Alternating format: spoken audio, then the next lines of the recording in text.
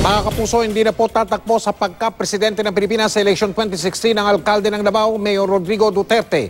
Yan, ayon kay Duterte, ay pinal na. Yan na lang, mga kapuso, ang kanyang desisyon. Magre-retiro na rin daw siya sa buhay politiko. Binaligtad niya yung kanyang standi. Magre-retiro na raw siya sa buhay politikal simula sa susunod na taon.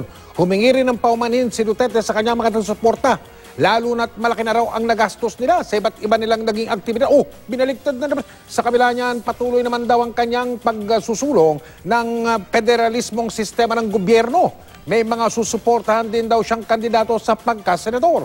Posible rin daw na tumakbo siya muli sa pagkaalkalde ng Luzon ng Davao. Hindi pala siya, yung kanyang anak, si Inday Sara Duterte.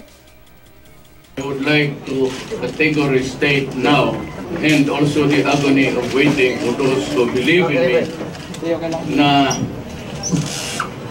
hindi ako tatakbo ng presidente.